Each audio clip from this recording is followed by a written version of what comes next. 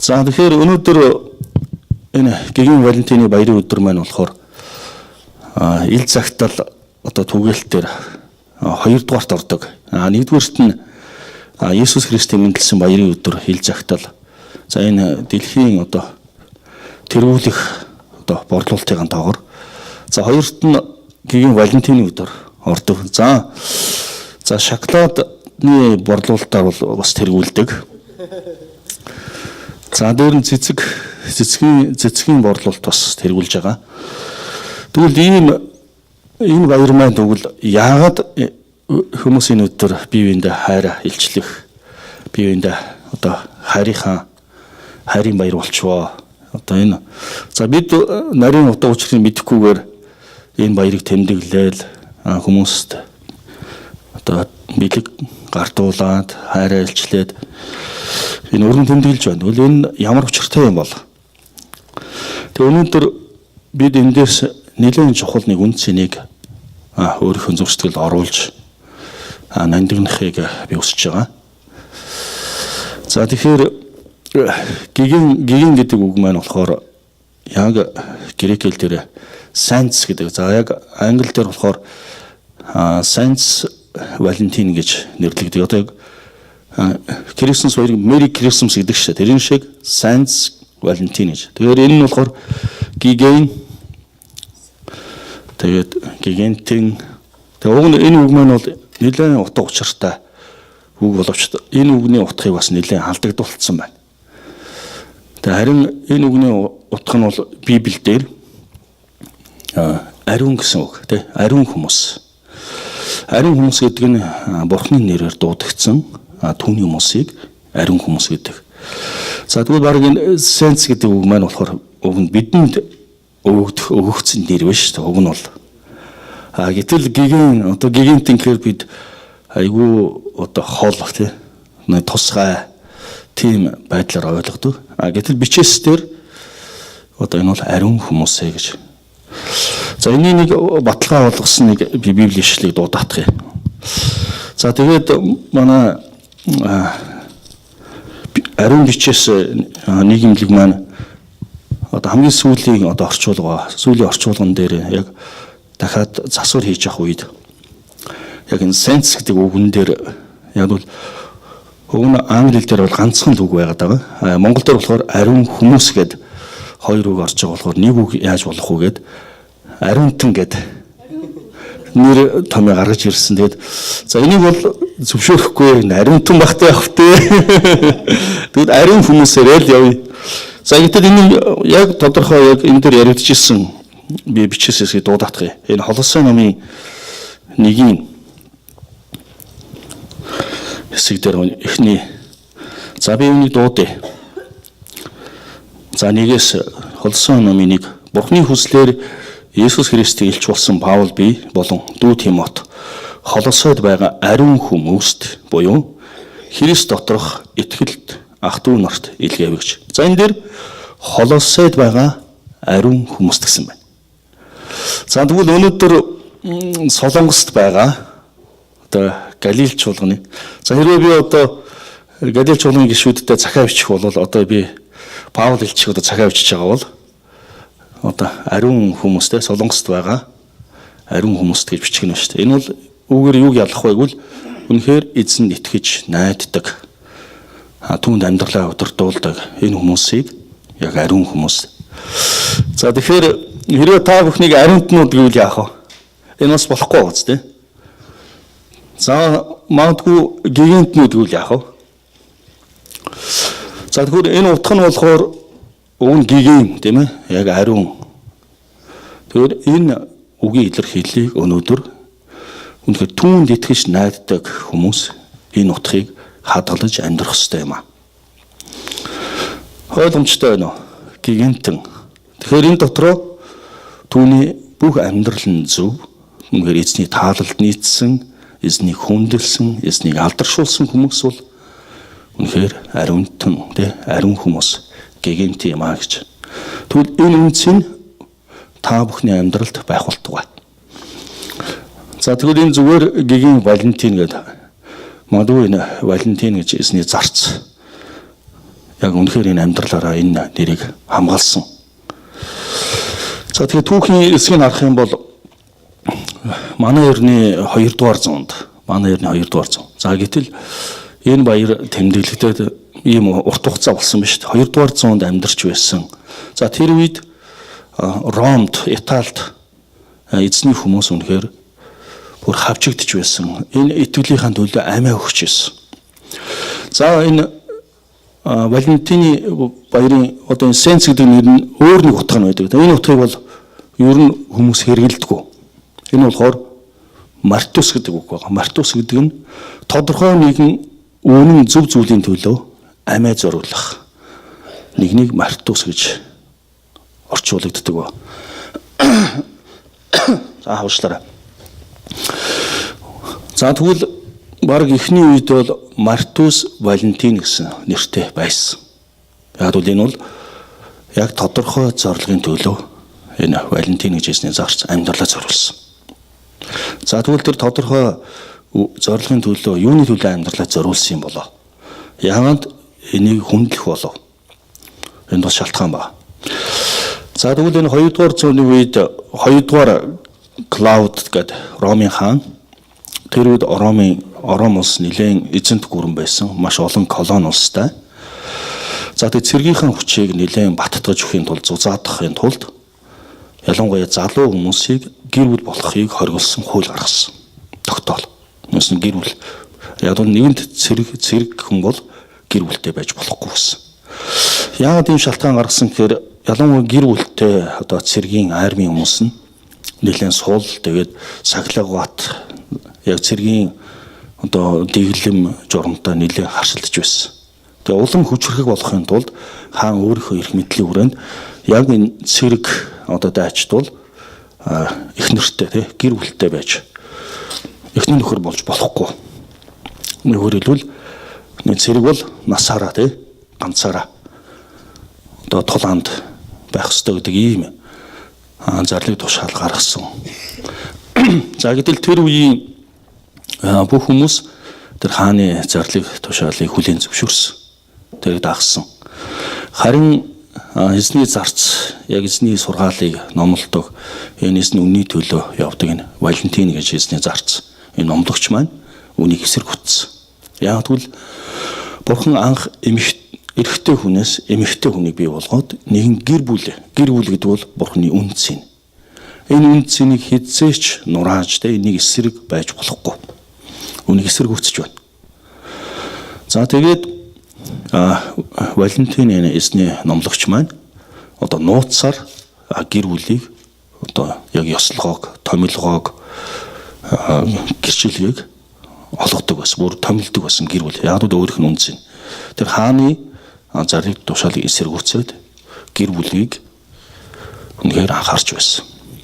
Яг л энэ үйл явдлаас болж тухайн Ромын эзэнт гүрэнд нэг завхарл гарсан. Тэр нь завхаарл газар авсан. Яг тэгвэл зүгээр хамтран амьдрахч гэдэг.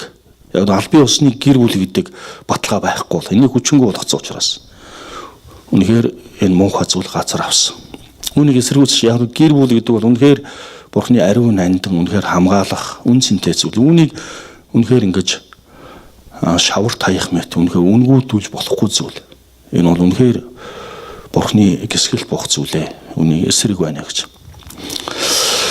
За тэгээд яг энэ тодорхой зорилгын энэний төлөө тэр өөрөө яг амиа зөвл өгсөн ч хамаагүй. Үүний төлөө эц хүртлээ тэр хааны зарлиг эсрэг өөрөө тууштай зогссон. За тэгэд манай эрен. За монголчууд болохоор манай эрен гэж бид хэлээ сурцсан. Уг нь бол манай эзний онтол байна. Манай эзний 270 оны 2 сарын 14-ний өдөр гигантын Валентиныг одоо цаазаар хороосон баг. Цаазаар авсан. За тэгвэл энэ үннийхэн төлөө тэр алагдсан ч гэсэн үнэхээр энэ гэр бүлийг, энэ хайрыг дээдэлдэг энэ үн цэнийг хадгалж байсан хүмүүс яг жил болгоны 2 сарын 14 Валентиныг хүндлэж хайраа илчлэж энийг дурсан санаж тэмдэглэдэг байсан ба. За тэгээд албан ёсоор манай эртний 498 онд пап лам за нэр Гилус гээд пап лам энэ гин Валентиныг хүндлэж 2 сарын 14-нд үнийг орон даяараа ёслол үйлдвэр тэмдэглэх ёстой гэдэг зарласан баг. Нэг үгээр хэлэх юм бол 200 жилийн дараа гэсэн үг шүү дээ. Одоо энэ үнэхээр үнэн зөв зүйлийн төлөө амьдралаа зориулсан байна гэж. За тэгэхээр өнөөдөр тэгвэл бид энэ өдрийн үн цэнийг за хамгийн ихний тэр гиген гэдэг үгтэй тэр ариун гэдэг энэ үгэн дотор бид үнэхээр гэр бүлдээ үн цэнэ тавих хэрэгтэй. Өөрийнхөө энэ хайранд үн цэнэ тавьж амьдралаа зориулах хэрэгтэй юм аа. За тэгэхээр энэ үн цэнийг өнөөдөр би энэ утга учирыг яагаад тунхаглах шаардлагатай болсон байг вэ? Яг энэ манай эзний 496 онд Павлом гарахдаа энэ гиген Валентин 1-р Коринф номын 13 дугаар бүлгийг за тэрэн дотроо бүр 4-8 дугаар ишлэлийг тэр 15 хайрын үнэт зүйл гэдэг дээр өөрөө илүү үн цэнэ тавьж сургаал заадаг байсан ба. Тэгвэл энэ гиген Валентин гэдэг энэ утга учир маань 1-р Коринф номын 13-ын 4-8 гэдэг ишлэлтэй холбоотой юм аа. Гэтэл бид бол энэ холбоосыг бол яг нарийн гаргаж тавиг байгаа. За түүнийг бид дуудах юм. 1-р Коринф номын 13 дугаар бүлгийн 4-8 дээр юу байд юм бэ? Энэ дотор 15 зүйл дуртагдсан ба.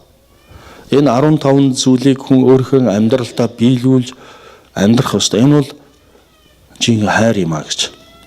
Энэ хайрын төлөө жинхэнэ би хайртай гэж хэлэх хүн бол энэ 15 энэ элементийг энэ 15 зүйлийг биелүүлэх ёстой гэдгийг хэлсэн ба. Үүний төлөө амьдрах ёстой юм гэдгийг Валентин түүний одоо гол мөн чанар нь гол заадаг номлол нь гол заадаг сургаалт нь байсан байна. За тэгвэл өнөөдөр бид нэгэндээ айгүй хайраа илчилж байгаа боловч тэгвэл дээрх 15 зүйлийг бид биеиндээ хэрхэн илчилж байгаа бол үүнийг дуудъя. За 1-р Коринф номын 13 дугаар бүлгийн 4-8-ыг хайр бол дэвчээртэй инэрэнгүй юм.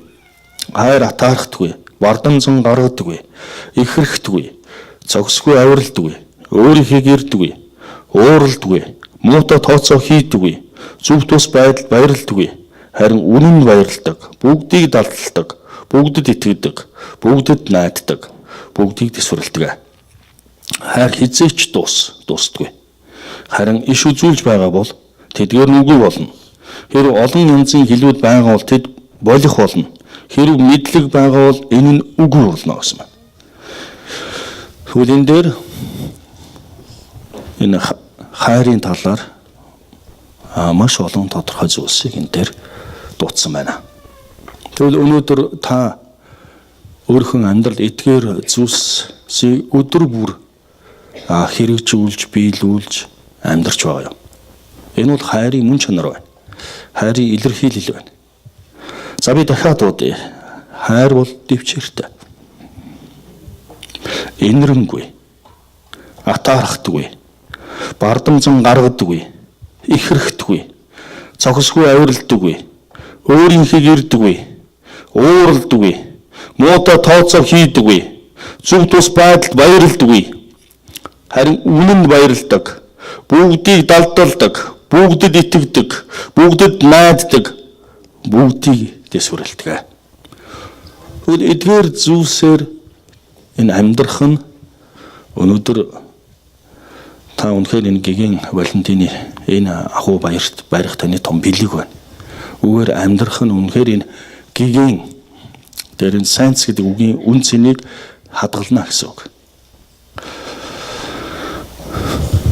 За ялангуяа энэ Библийн орчуулга Монголд яг 90 оноос эхлээл орчуулагдж байгаа. За эхний үед яг 90 онд анх орчуулах шинэ гэрээ ном орчуулах хүн маань бол яг анхны тэр бурхан гэдэг үгэн дээр нэлээд маргаантай зүйлүүд гарсан ба. Нэгүр хэлэх юм бол яг энэ орчуулгыг хийх гэж байгаа хүмүүс маань хоёр багц энэ орчуулган дээр. За яг бурхан гэдэг үгийг хэрэглэх үү. За гэтэл энэ үгийн утга нь бас алдагдсан байсан. Уг нь энэ үг маань болохоор бүгдийн хаан гэсэн хүн бүр яг төгс хүчит тэр мөнхийн тэр эзнийг дээдлэж хүндлэх боломжтой үг байсан. Гэтэл цаг хугацааны явцад үүнийг ямар нэг шүтэн болгоцсон. Шүтэний үг. За дээр нь буддийн шашин үүний үгийг аваад одоо бурхны шашин гэдэг үгийг нэрлэлсэн. Ийм байдалтай байхад дахиад цоо шин нэр гаргаж тэр эзнийг дуутган зөв гэдэг ийм хэсэг гарч ирсэн. За тэгээд үүний дагуу ертөнцийн эзэн, мөнхийн эзэн гэдэг нэр томьёо гаргаж анхны шинэ гэрээ орчуулагдсан ба. За гэтэл нөгөө хэсэг маань юу гэж үзэж байсан гэхээр энэ үнэхээр агуу нэрээ, энэ үнэхээр бүгдийн хаан гэсэн утгатай. Гэтэл үүний утгыг нь эргээд яг зөв байдалд нь үнэхээр эзний хүмүүс хэрэглээд тэр шүтэнийх биш, энэ ямар нэгэн шашных биш, жинхэнэ бүхний бүтээсэн эзнийг дээдлж байгаа нэр юм а гэдэг энэ утга чинь гаргаж тэр хүмүүс амьдрах ёстой юм а. Тэгээ цаг хугацааны явцад энэ үнцний эргээд барьнаа. Тэгэхгүйгээр цоо шинээр томьёо гарах юм бол хүмүүс үнийг ямар нэгэн гадны шин зүйл байна гэд өөрсдийн тэр хүндлэх эзнээс хол байх болно. Тийм болохоор бурхан гэдэг энэ үгээр нь орчуулж яваа гэж. За ингээд бас бурхан гэдэг одоо орчуулгатай Библи гарсан ба. За харин энэ цаг хугацааны явцад өнөөдөр монголчууд бид энийг аль алиныг нь хэрэгжилж байгаа. Хамгийн гол нь миний дээдлэж хүндэлж байгаа тэр эзэн бол энэ үг нь багтах тийм эзэн биш. Тэр үгээр илэрхийлж баршгүй. Өөр маш олон үгээр тайлбарлсан ч дутгаар тийм агуу дээдлэгдэх эзэн юм а.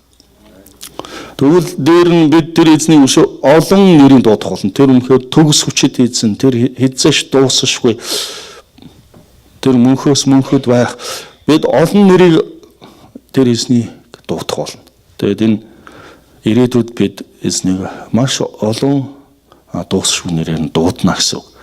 Үүнтэй адилхан олон үг гарч ирж болно. Харин бидний зүрх сэтгэлд тэр агуу тэр эзэн л дээдлэгдэх зохистой юм а.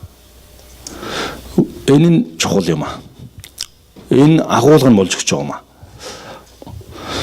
За тэгвэл яг үүнтэй адилхан өнөөдөр энэ sense гэдэг, энэ гиген гэдэг энэ үг маань маш өөр одоо бас шашны хэллэг болцсон байж магадгүй.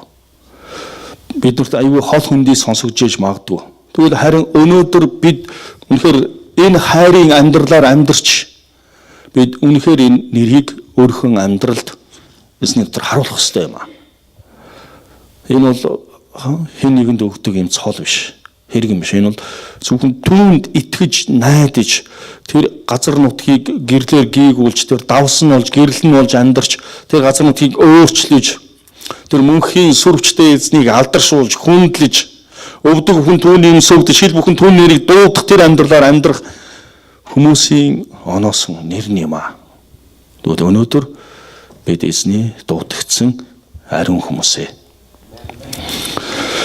За тэгвэл өнөөдөр бид энэ гиген Валентины баярыг тэмдэглэхдээ бид тэгвэл өөрсдийнхөө амьдрал юу хийх ёстой вэ? Бид өөрийнхөө гэр бүлийг энэ хайраар улам баталгаажуулж, үнэхээр хайртай нэгэндээ бас энэ хайраа илэрхийлж, яг эзний хүсэж байгаа тэр зөв амьдралаар амьдрнаа гэж тунхаглан зарлах баяр өдөр байна.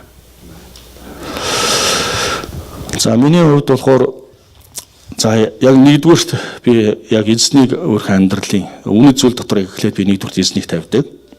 За хоёрдугаарт нь би гэр бүлийг тавьдаг. Яг тэгвэл яг энэ гэр бүл бол бурхан үнэхээр чухал зүйл.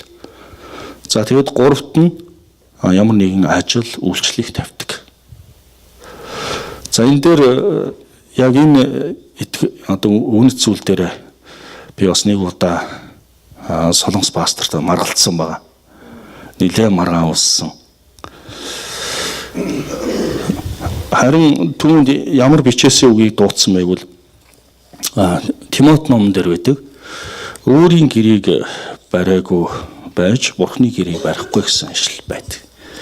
Тэрүүгээр те яг нэгэнт миний гэр үнэхээр хүчтэй тийм ээ хайрлагдсан амар тайван баяр хөөртэй байхгүй бол дараа нь тэр эзний өргөө бусад хүмүүсийн төлөө тийм агуу зүйлийг хийж чадахгүй гэсэн энэ зарчим байна.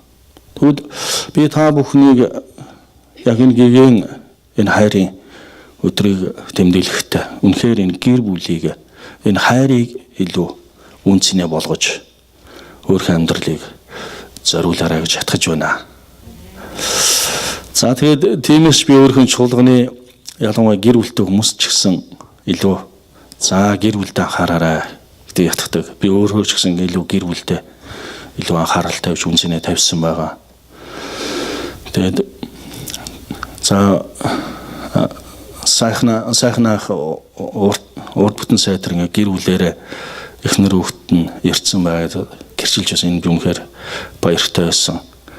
Яг л сайхнахын төлөө тасралтгүй залбирч байсан. Та гэр бүлтэй хамт байлгаж өгөөч. Нэг бол сайхнахыг таас Монгол явуулаач эсвэл гэр бүлийн энэ солонгост авцраач гэж би ийм хоёр вариантаар залбирч байсан. За мөр нэг удаа сайхнах миний зүгээс таны гэр бүлийг авцрахад тусалж чадах зүйл юу байна гэж асууж ирсэн. Би чадах юм байвал бас тусламаар байна. Яг үүнтэй адилхан үнэхээр энэ гэр бүл дээр бид үнцнийг тавих хэрэгтэй маа. Өнөөдөр Монгол улс маань яг энэ гэр бүлийг үнцнээ тавих хэрэгтэй. За өнөөдөр Монгол улсд бас гэрээний ажилчин гэсэн нэрээр маш олон одоо хүмүүс энд ирэх үед магадгүй гэр бүл хоёр тал тусдаа болсон. Үүнээс болж маш олон асуудлууд үүссэн. Үүнийг үнэхээр би эсрэг үзэж байгаа. Яг гэр бүлийг яг үнцнийг тавьж явж байгаа улс орн бол өрөөгднө гэдэг би үнэхээр тунхаглана. Эзэн бол өөрөө өрөөх болно. За Монгол улс өвн гэр бүл болсон хүмүүсийг 500 мянган төгрөгөөр дэмждэг байсан шүү дээ. Би энд үнэхээр баяртай байсан. За энэгээр дамжуулж манай чуулганы маш олон гэр бүлүүд хөл дээрээ босч амьдарч байсан амьдрал би мэднэ. Гэр бүл болоод 500 мянга аваад тэгээ 300 мянгаар нь тэд гэр авдаг байсан. Зах дээрээс яг бол цоошин бишээ хэрэгжилсэн гэр худалдаж аваад тэгээд үлдсэн 200 мянгаар нь гэр орондоос эд хогшил шар зүйлээ аваад тэгээ үнэхээр залуу гэр бүл бол үнэхээр сайхан гараагаа эхлэх боломжтой байсан. Би үнэхээр тэр үед бол улс орнд баярлж байсан. За тэгээд илүү хүүхдийн 10 мянгаыг за тэр үед хүүхдийн 10 мянга маань талах 300 төгрөг байх үед нийт 30 өдрийн хүүхэд маань 30 өдөр талахтай нүүсний талахаар хязгаарч тасрахгүй ийм мөнгө байсан. Харин өнөөдөр магадгүй 10 мянга төр чинь хэд болчихоо. За нэг 7 өдрийн л талах болчлоо шүү дээ. Тэгэхээр шин яг энэ ханшны зөрмөс дагаад хүүхдэд яг 30 өдрийн талхных нь мөнгө нөхөх ёстой гэдэг яг дахиад үнийг нэмжих ёстой. Тэгвэл хэрвээ одоо өнөөдрийн талах одоо хэрвээ өнөөдөр 1500 болцсон байна гэвэл хүүхдийн сарын одоо тэтгэмжил 45 мянга болох ёстой байсан шүү дээ. Тэгээ 10 мянга биш. Яг л үнийг дэмжихийг үнэхээр хүсэж байгаа. Яг энэнийг дэмжих шаардлагатай нь бол өнөөдөр анх эзэн гэр бүлийг бүтээсэн. Энэ гэр бүлээр дамжуулан улс үндэстэн бий болсон. Тэгвэл өнөөдөр би та бүхнийг ятгаж байна. Та бүхэн үнэхээр гэр бүлийг энэ зөв байх, гэр бүл ариун байх, гэр бүл баяр хөөртэй байх, гэр бүл амар тайван байх, гэр бүл хайраар бэлхэн байхын төлөө та үнцнээ тавьж амьдрах хэрэгтэй юм аа. За би бас дараа бүхэл бүтэн нэг энэ бүтэн сойдрын цуглаан дээр зааж амжих уугүй мэдэхгүй байна. Сүү тавих болон үерхлийн ялгааг би заах ёстой байна. Өнөөдөр маш олон хүмүүс бие биетийг үерхнэ гэж ярьдаг. Бичээс дээр үерхнэ гэдэг ойлголт байхгүй. Шууд сүү тавих. За наан нь мэдээж хайраа илчлэх хугацаа байх бах. Тэгтээ шууд энэ бол үнэхээр Библийн хамгийн зөв зарчим гэж харж байгаа. Яг энэ талаар ялгааг нь би үнэхээр заах болно. За Америкт байгаа Библийн сургуулийн оюут надаас тийм асуулт бас пастора надад туслаач. Би бүхэл бүтэн ихтгэл тавих болцсон нэг асуулт. Тэгээ тэр ямар асуулт гэхээр эхний нөхөр хоёр гэр бүл болохоос өмнө хоёулаа ариун байх нь яагаад чухал вэ гэсэн сэдвээр би ихтгэл тавих болчлоо. Над туслаач гэсэн. Тэгээ би энэ асуултыг та бүхэн тавьмаар байна. Тэгээ гэр бүл болохоос өмнө эхний нөхөр хоёр хоёулаа ариун байх нь яагаад чухал юм бэ? Цаашдын амьдрал яагаад чухал вэ? Үнэхээр чухал байна. Тэгвэл яг одоо энэ цагт би яг энэ үнцнийг дурдж байгаа болохоор яг дараагийн цагт яг энэ ялгааг илүү энэ бол бүтэн сая өдрийн яг энэ номлын цаг дээр энэ бүхэл бүтэн хичээл орох хэрэгтэй байгаа. Сүү тавих үерхлийн ялгаа юу вэ гэж. Энэ бол асар том ялгаатай байна. Үерхэл нь бол үнэхээр зүрхийг шархтуулдаг. Тэгээ үнэхээр биеийнхээ үнд цэнийг үнэхээр улан тагшигдаг. Харин сүү тавих нь бол үнэхээр үнцэнтэй, эрх мэдлийг хүндэлсэн, тэгээд эзэнт найдсан. Үнэхээр маш олон зөв зүйлсүүдийг харуулж өгсөн ба. Тэгээд энэ зүйлийг ч гэсэн шинэ үеийнхэн мэдэх ёстой гэдгийг харж байгаа. Тэгээд энэ олон 20 хэдэн жилийн турш би чуулган төлөө үйлчилж байхад энэ гарцаагүй нэг чухал тодорхой үнцэн байна гэдгийг бол харсан ба. Тэгвэл энэ өдөр энэ гигийн Валентины өдөр ч гэсэн бид энэ гигийнтэн энэ үнцний төлөө мартус болсон. Энэ үнцний төлөө амьдрал өгсөн. Яг энэ гэр бүлийн төлөө би өхөөс айхгүй нэ гэж хааны эсрэг зогсоод тэгээд халагдчихсэн. Тэгээд тэр үнцний өнөөдөр манай эзний 270 оны 2 сарын 14-ний өдрөөс хойш өнөөдөр хүртэл улам л энэ газар авчих шүү дээ. Энэ ямар чухал вэ гэдгийг харж шүү дээ. Тэгвэл би та бүхнийг үнэхээр гэр бүлийн төлөө, энэ хайрынхаа төлөө энэ үнцнийг тавьсаа гэж хүсэж байна. Ялангуяа эзэнд найддаг хүмүүс энийг хамгийн дээр өргөх ёстой зүйл юм аа. Яг бол эзэн бидэнд энэ хайраа зориулсан. За би бичээсийн та бүхний хөтөлбөрийн арталд Иохны 3:16-ыг би уншина. За энэ бол алдартай ишлэл байна.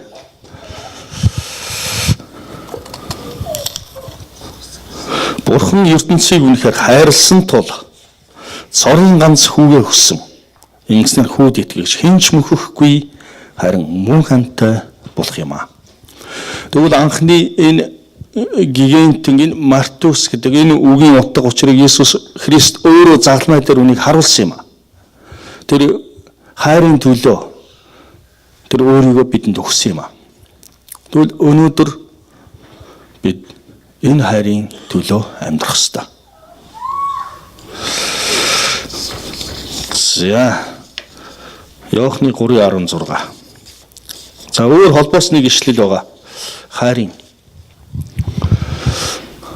За эхний Иохны 3:16 бол Бурхан бүх дэлхийг хайрлсан байна.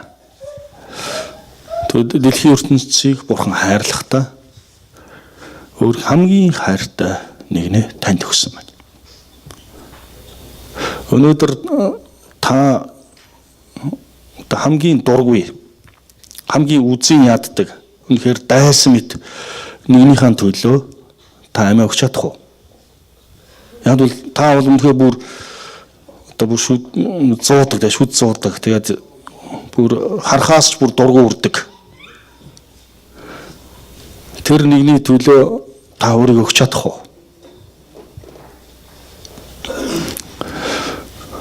Тэгвэл энэ хайрыг Иесус бидэнд харуулсан. Тэгвэл өнөөдөр бид энэ хайраар амьдрах ёстой. Тэр дайсны хайр гэсэн хэсэг байгаа. Матай номын 5:43-аас 45 дээр би энэ хэсгийг бас тунхаглая. Яг өнөөдөр би гигийн хайрын өдөр учраас яг хайртай холбоотой хэд хэдэн зүйлийг дуудах. Матай номын 5 дугаар бүлэг. За би нэг хайхтар хазаахгүй гэж бодож шүү. За Матай номын 5 дугаар бүлэг. За 43-аас уншаадах. Хөршөө хайрал дайсны үзэн яд гэж хэлснийг та нар сонссон. Харин би та нарт хэлье. Дайснуудаа хайрл. Та нарыг авчдаг хүмүүсийн төлөө залбир. Тэгснээр та нар Тэнгэрт эцгийнхээ хүүхдүүд болно. Учир нь тэр өөрийнхөө нарыг хормоо болоод сайн хүмүүсийн дээр мандуулж зөвхт болоод зөвхт бус хүмүүсийн дээр бороо оруулдаг юм аа. Хэрэг та нар өөрсдийг чинь хайрладаг хүмүүсийг хайрлавал та нарт ямар шагнал байх вэ? Дотор хураагчч хүртэл үүнтэй адилыг хийдэг босоо. Хэрэг та нар зөвхөн ах дүүстэйгээ мэдлбэл бусдаас илүү юу хийж байгаа юм бэ? Хайр үндэстнүүд ч хүртэл мөн ингэдэг босоо. Тиймээс Тэнгэрлэг эцэг тань төгс байдаг шиг та нар мөн төгс бай. За энэ тушаасан байна. Дайснаа хайрлагч. Гэтэл та нар өөрт хайртай хүнийг хайрлах юм бол ямар шагнал байгаа юм бэ гэсэн маа. Тантай мэдлдэг хүмүүстэй та мэдлэх юм бол энд ямар шагнал байх юм бэ? Ямар агуу зүйл байх юм бэ гэсэн байна. Харин дүүл дээр гэмтэй хүмүүсийн төлөөс тэр таны дайс мэд үзэж байгаа хүний төлөөч гэсэн эзэн нар гаргаж бороо оруулж тэднийг хайрладаг гэсэн маа. Тэгвэл та нар үүнтэй адилхан тэр төгс эзэн эцэг шигэ та бүхэн бас төгс байх ёстой юм а гэж. Хэрвээ үнэхээр үзэн яддаг нэгнийг та хайрлах чадах юм бол энэ бол эзэнд шагналтай байсан байна. За тэгвэл өнөөдөр энэ гэгэн хайрын өдөр та зүрх сэтгэлдээ тэгвэл үнэхээр дайсан мэд үзэж байгаа нэгнийг та эзэн би уучлалаа гэж хэлэх нь шүү дээ. Уучлалаа гэж тий. Тэгвэл эзэн бидэнд тэр агуу их хайрыг бидэнд өгсөн. За энэ агуу их хайр би түрүү хэлсэнтэй та үнэхээр үзэн яддаг нэгнэд амиа өгч чадах уу? За энэ Иохан номын 15:13 дээр ийм үг байна. За энийг өнөөдөр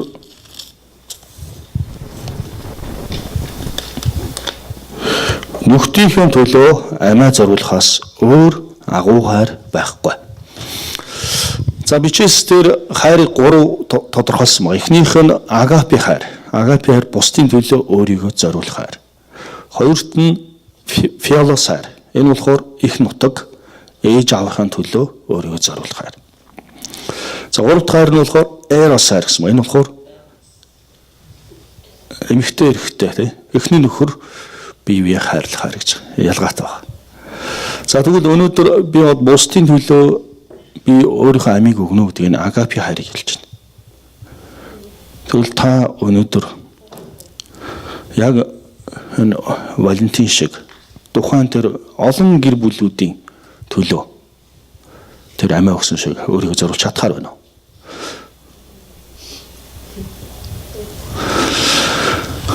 Та магадгүй хамгийн хүндэлдэг дээдлэх хүнийхээ төлөө амиа өгч магадгүй яг уу шийдэх юм бол харин та дайсныхаа төлөө амиа өгөх үү?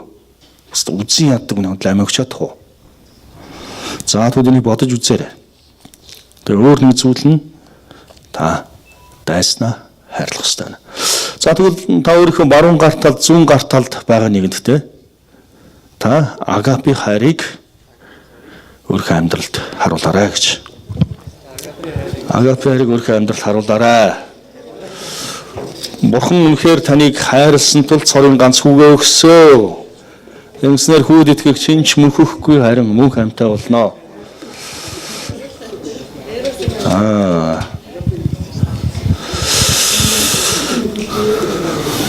За Маркийн 12-ын 30-аас 31-ийг хөршөө хайрл гэсэн хэсэгт дуудах.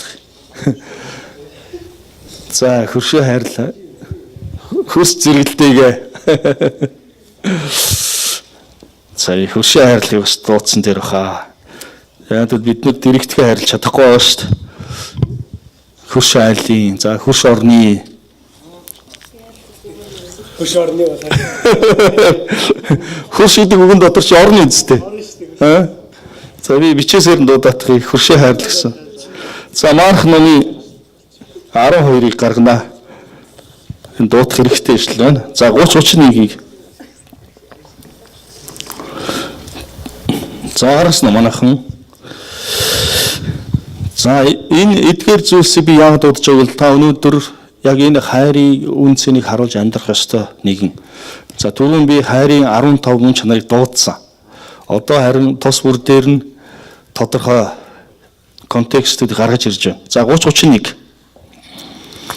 Чи өөрийн бурхан эзнийг бүх зүрх сэтгэл, бүх оюун ухаан, бүх хүчээрээ хайрлах тун гэсэн юм. Чи хөршөө өөр шигэ хайрл гэсэн нь хоёр дахь нь юм а. Эдгээрс илүү өөр агуу тушаал байхгүй гэлээ.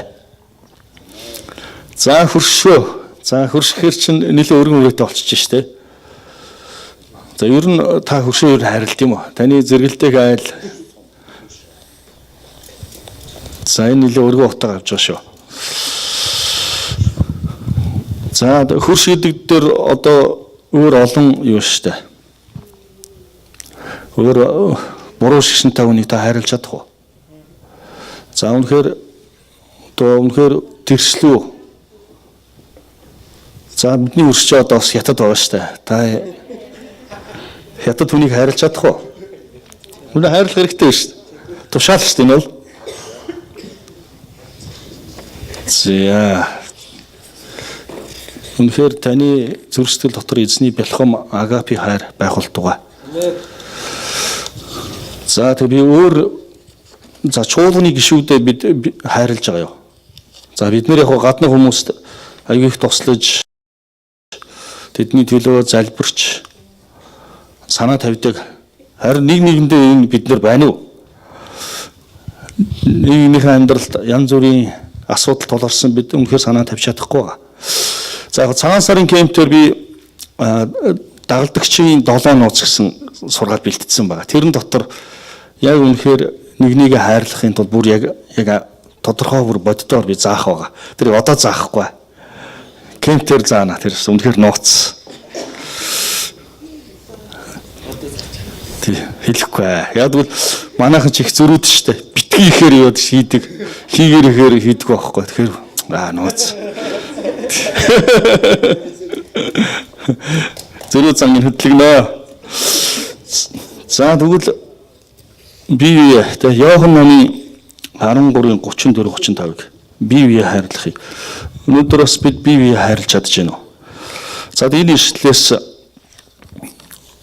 тэгээ дараа нь гэр бүлээ хайрлах дээр ингээд очиж дууснаа. Хамгийн сүүлд нь би гэр бүл дээр ирнэ. За Иохан номын 14-ийн 13:34-35 бие хайрлах туун гэсэн ба. За энийг бичээсээр нь уншнаа.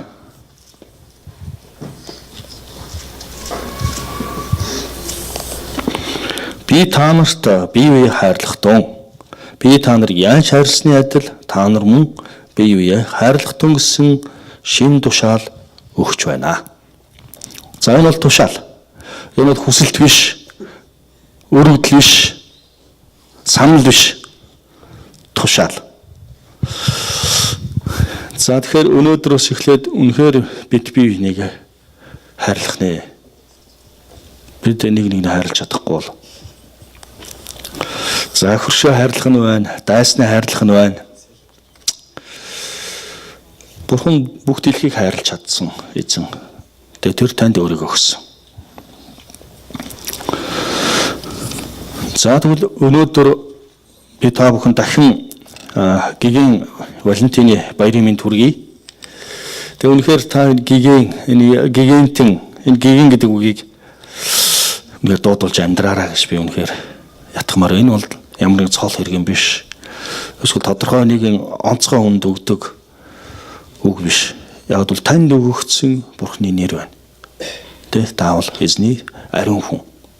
Тэгвэл Паулын загтлуудыг харах нь бүгд дээр нь дуудсан ба дандаа ариун хүмүүс гэсэн ба. Тэр нь англи дээрх, грек дээрх орчуулгууд дээр science гэдэг үгийг дандаа ашигласан ба. Тэгвэл бид эзний ариун хүмүүс байна. Тэгвэл үнэхээр эзний ариун хүмүүсийн хувьд би энэ хайраар амьдрах ёстой. Би өөрхөн гэр бүлдээ хайрын үн цэнийг тавих ёстой. Би шийдвэртэйгээр өөр хэн нэгнийг хайрлахгүй. Зөвхөн би энэ гэр бүлдээ өөрхөн хайрын үн цэнийг тавина гэдэг дээр хатуу шийдвэртэй байх ёстой. Тэгвэл өнөөдөр өөр хүмүүс энэ баярыг янз бүрээр тэмдэглэж магадгүй. Харин Бид өнөөдөр энэ баярын утга учирыг өөрийнхөө амьдралд харуулах ёстой. Тэр үн цэнтэйгээр амьдрах ёстой юм.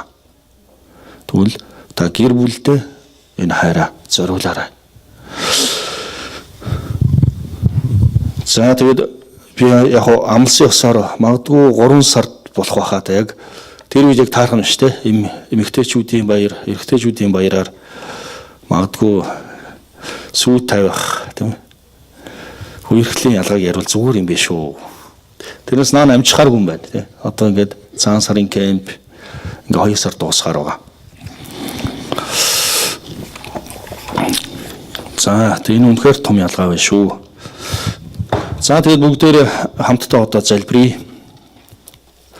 За тэгээд залбирахаас өмнө би хамгийн үнцэнтэй Валентины өөрийнх нь хамгийн их заах дуртай байсан энэ хайрынх нь яг бичээс хэсгийг дуудаад тэгээд өнөөдрийн энэ цагийг дуусгая.